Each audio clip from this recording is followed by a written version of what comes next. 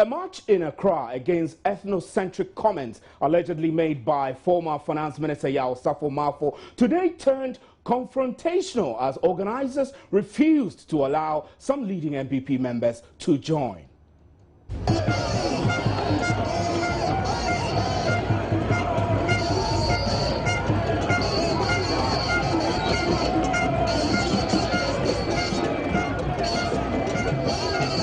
Now, the organizers' Coalition for the Defense of Equal Citizenship, CODEC, said they did not understand why the MPP members would join a demonstration being organized against their own member. But as these ethnic sentiments raise their ugly heads in our political discourse, how dangerous could they be to national unity? How do we deal with it before it erupts into a full-scale ethnic crisis? My name is Stephen Enti, and this is today's big story.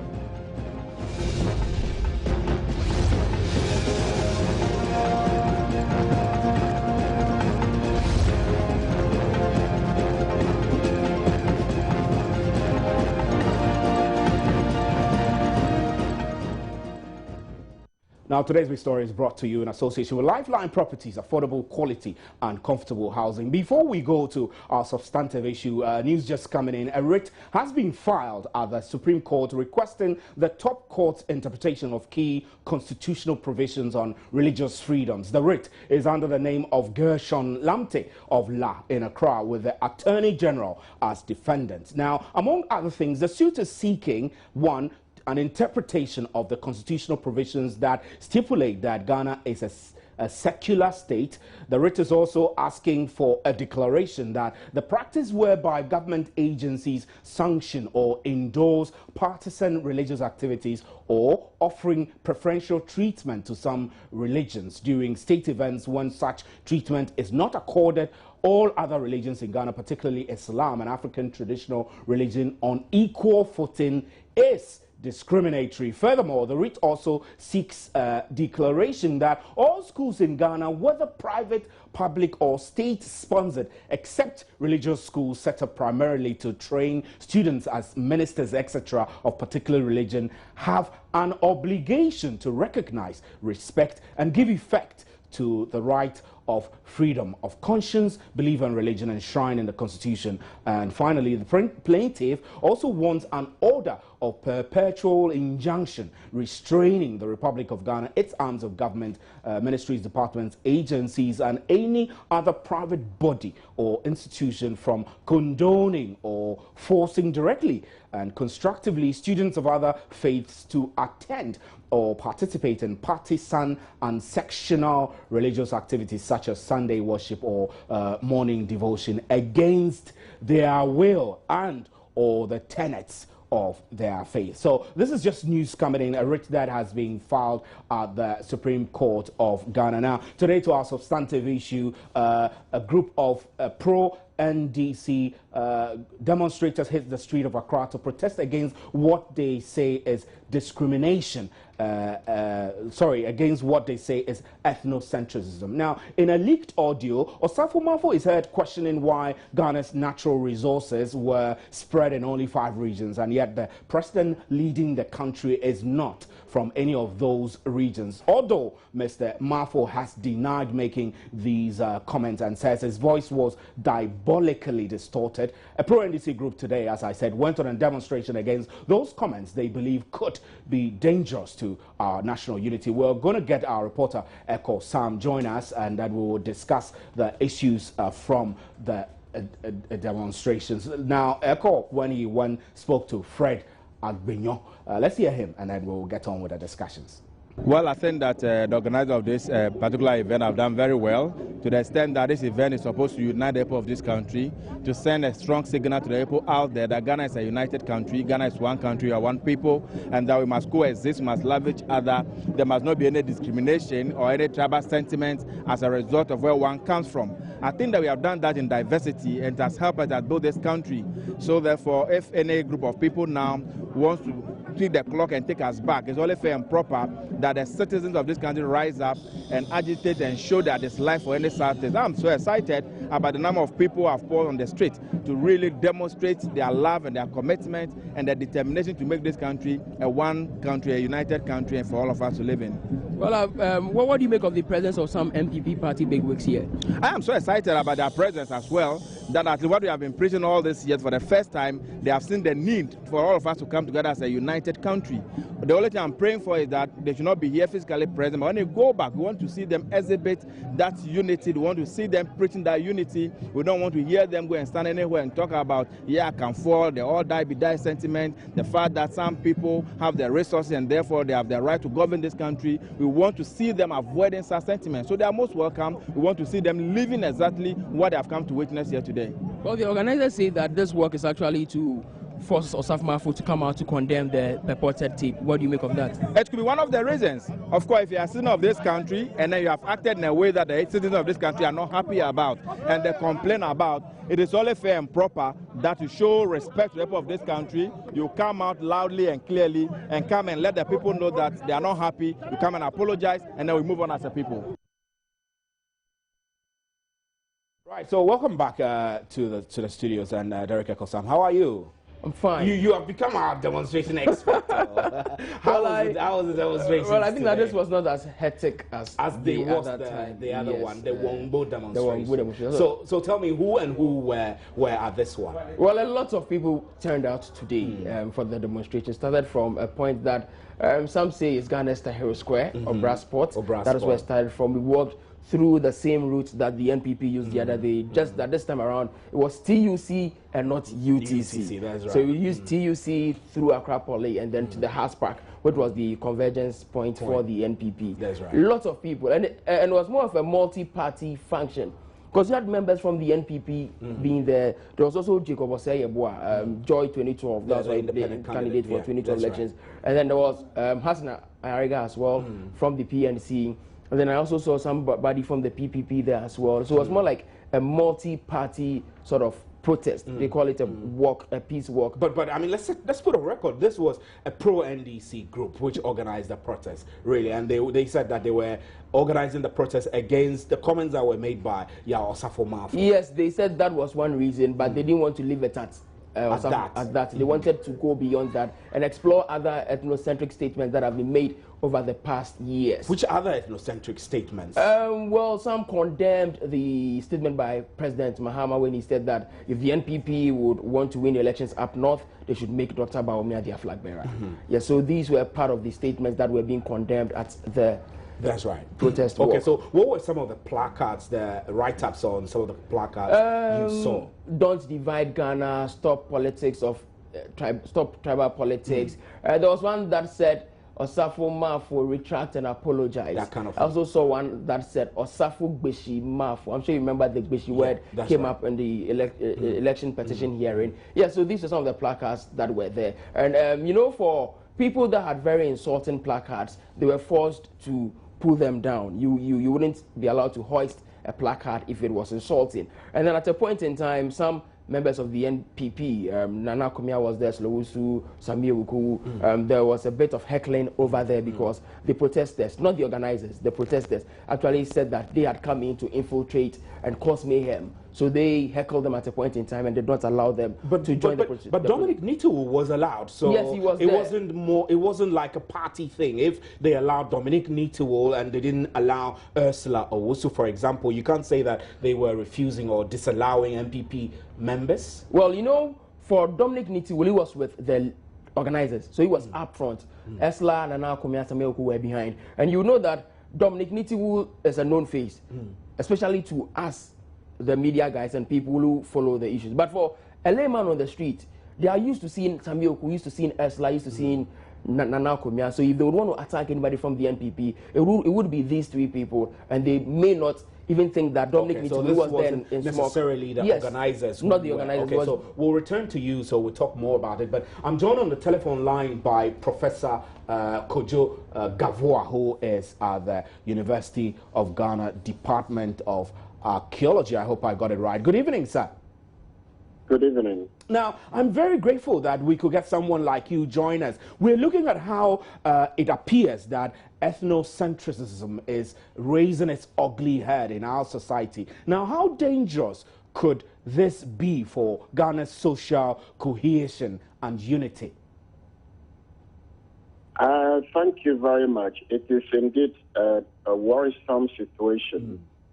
It's unfortunate that in the 21st century, we are sliding back to what was used against us as a people and what has been a nemesis to our development. And that is why I see it as a dangerous thing, which is sending its head into our fabric today. So how would you advise that we as a country should address this to nib it before it explodes or escalates into a crisis that we might not be able to deal with eventually? In the first place, we have to look at the sources or the origin of ethnocentrism in our country. It has always been tied to the politicization of this nation.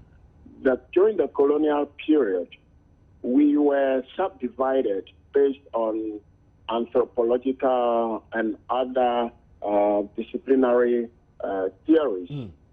Were subdivided into groups, sometimes given names that we did not assume ourselves or did not give ourselves, and separated on those lines. We used to be called tribes, and up to now, some people still believe in tribalism. Thereafter, we were referred to as ethnic groups, different ethnic groups. I don't know the basis for that, whether it's because we speak different languages or in dialects. Then now some are referring to us as indigenous societies. Whatever the designation, it was used to divide and rule us. The command and control system adopted by our former neighbors of the world who coerced us here, who repressed us politically. They used that and worked through many of our own people to separate us into groups that they could control. Now, after independence, Osajifo Dr. Kwame Nkrumah tried very much with his government to narrow the divisions that were created. And how did he do that? Okay, through the school system, for example, the boarding house system brought many people together. The market centers that were created brought many together. And even the promotion of church activity brought many people together. Peoples of different language and geographical backgrounds were brought together. Some people from different regions and different language backgrounds were sent to other places to teach. I remember from readings and then from experiences that some teachers from the Volta region or people who spoke Ewe were sent to work in the Bono Afro region. We had people from Asante working in the Volta region, and so on and so forth.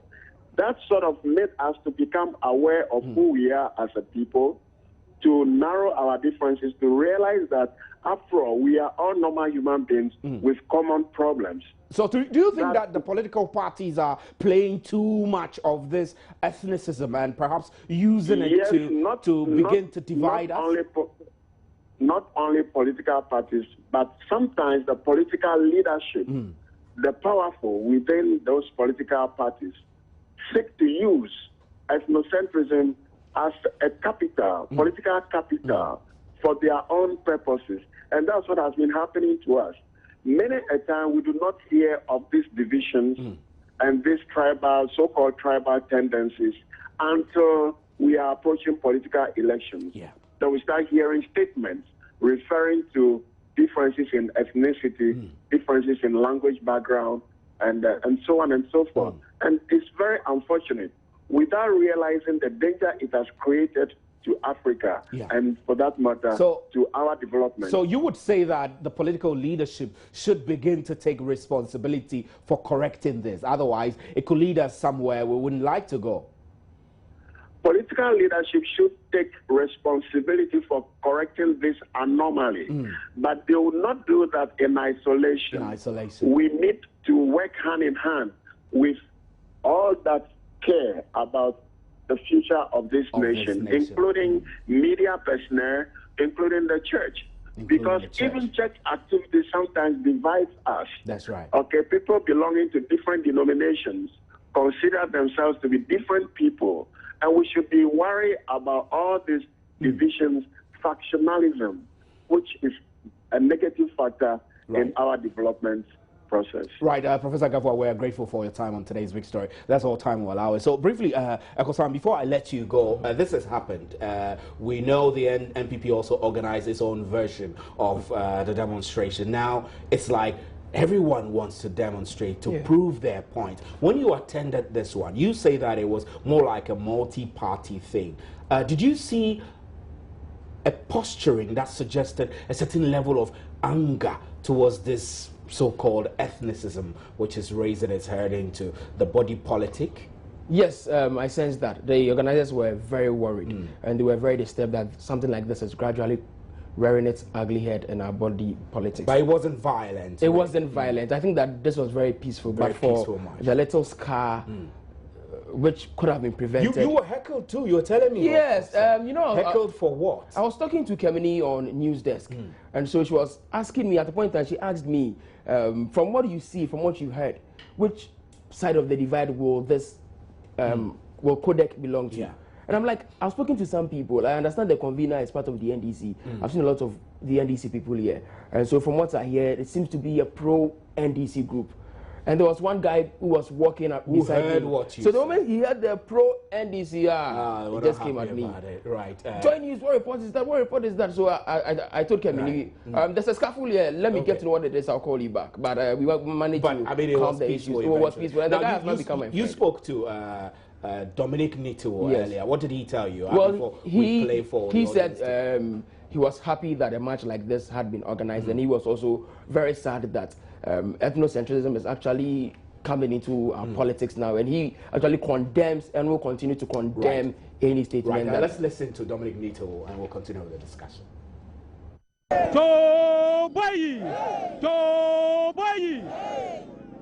Since 92, this is the first time I have seen the PNC, the MPP, the NDC, independent candidates, CPP, organize themselves on a demonstration against one thing.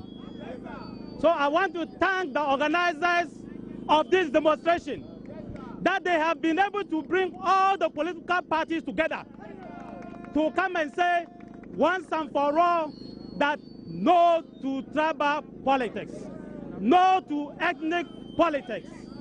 The two parties that are most guilty are the MPP and the NDC. We do not want from today to hear anybody, whether you are MPP, NDC, CPP, preach ethnic divisions in Ghana. We don't want to hear anybody do tribal politics. So I thank you very much. I want you to remember that we are all one people. Because of this lack for tribal politics, that's why we are here. All right, so that's Dominic Nito, is a member of parliament for Bimbila. He was speaking to our reporter, Derek Echo Sam, on the field during the demonstration. We're joined on the line now by Nana Akomia, who is also a leading member of the MPP. Good evening, sir. Thanks for your time. Hello, good evening, Nana Akomia.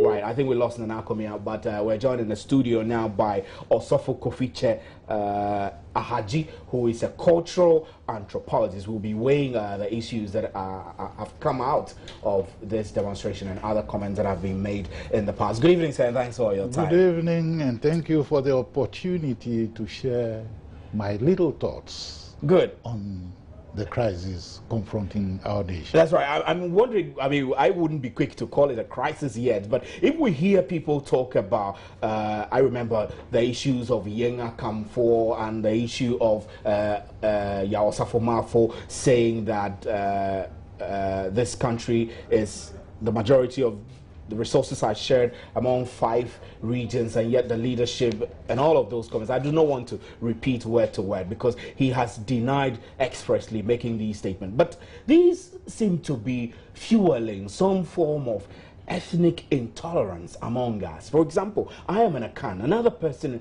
is an Hebe, but at the end of the day, we are all Ghanaians. Should I and yourself be worried about this situation? We should be extremely worried because it is very dangerous. I remember those early days when we were in school in Accra Central. Then came the Bombe War. By this same grouping, the Dankwa Buzia tradition, they started the Bombe War, and you will see the clashes. Bombe War, which really means that the aliens or foreigners are killing us. Okay. That's the beginning. And Bombe War was targeting the pro-Nkrumah's forces. And I saw that one. And I grew through the bomb throwings.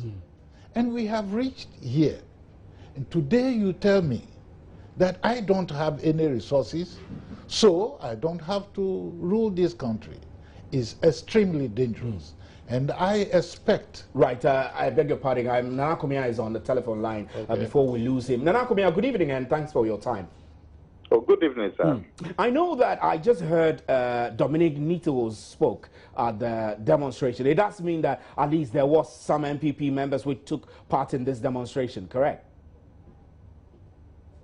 But if you've spoken to Nitiwo, then you should know all of this. No, what I'm saying is that Nitiwo took part in the demonstration. So it's not to suggest that all MPP members were denied taking part in the demonstration. That's the point I just wanted to make. Can you say that again? Right. I think we should continue our discussion. Now, today's demonstration, I do know that Ursula Owusu was heckled, was not allowed to take part in the demonstration, and the party hierarchy were unhappy about it. Can you tell me exactly why you were not happy, especially as the organizers say that this demonstration was aimed at condemning a statement made by one of your own? Yes, you know, they had advertised the march as a march for unity for one Ghana. So some of us decided that, well, this is supposed to be a non-political organization organizing a march that is supposed to bring unity and togetherness and inclusion. So we felt comfortable in taking part. So there were about 100 of us. And so we joined them at Circle, Kwame Nkrumah Circle. But many of them were not happy at our presence. And they tried to prevent us from taking part in the march. During the confusion, the leaders left the Circle area to start the march. Fortunately, some of our leaders, like Nitty Wool and Ambrose Derry and another 2 or 3 were with them. So they managed to be at the front. But the rest of us, about 100 or so, were stranded at Circle. Eventually, the police managed to restore some calm. So we also joined the march, and we kept going. But there was a bit of hostility. People would come, they would rain insult. There was some intimidation as we kept going. But we just kept our calm, and we followed the march with our placards until we got to just beyond Adabraka, where we decided that we were not going to continue. And so we then left the march and came back. But we were happy this march came on. We identify with the aims of the march to promote oneness in Ghana. Right. We believe that the case of intimidation and harassment did not have the agreement of the leaders.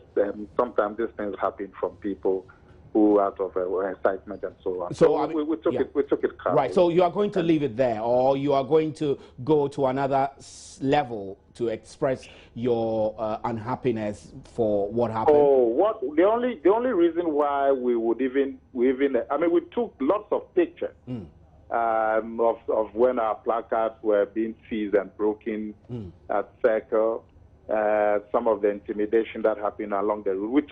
We have footage of them on our phones and so on. But we don't want to take too much away from the main purpose of this. So if we complain at all, it is just so that the organizers will be aware, so that if there's another march to promote unity and all of that, steps will be taken to ensure that everybody is able to participate. Right. Nana Akomia, we are grateful for your time on today's big story. So that's Nana Akomia. He obviously took part in that demonstration. But before we got to him, we were talking about how it is that ethnocentrism can cause a division among our society and eventually lead us downtrend.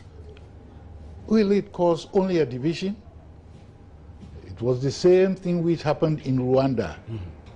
If you go to the former Czechoslovakia, same thing. Bosnia, Herzegovina. Yes. So it's a dangerous trend. It is not sufficient for members of the political parties to just walk in the streets and march together and be telling us that they are marching together. They have to show action on the ground. In the first place, what has the NPP leadership done when that gentleman said they should go out and kill Gans and Avis? Up to date, the NPP leadership has not condemned such a statement and has not condemned Yao Safo Mafo, who says the tape was doctored. But the current president, John Mahama, has also made ethnocentric comments in the past by calling on Northerners to vote so two wrongs will make a right. They do not, obviously. So if we are saying that, apologize. Tell us that you made a mistake. Like Dr. Nyaho Tamaklu said, it might be Beshi. Come out and apologize to us. You are not more of a Ghanaian than myself. That's right. So let us all understand this one. Neil Ante van der Poel was talking about the resources the country gets from the Tema Harbor, the Garlands and all this. If everybody should stand up today and say, I have this type of resource, so don't come here. I mean, well, Takra, the Western region will say, we own the oil, and Ashanti region will say, we own the gold, and the Gans will say, we have the sea. That's then going to be very the Northerners will say, they have the yam. What will we be doing?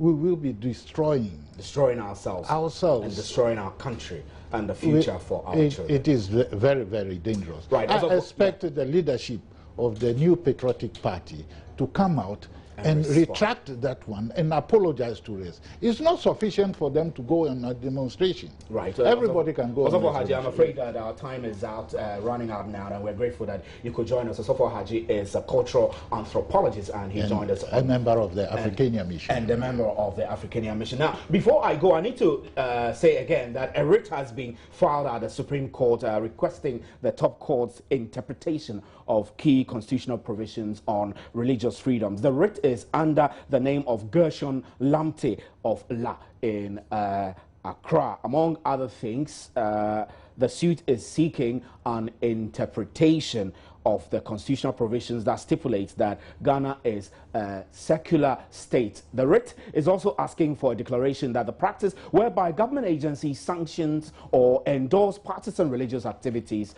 or offering preferential treatment to some religions during state events when such treatment is not accorded all other religions in Ghana, particularly Islam, an African traditional religion on equal footing, is discriminatory. We'll be going into the details of this much more in our news. My name is Stephen Enti, and thanks for staying with us. We'll be right back with an interactive segment. Do stay.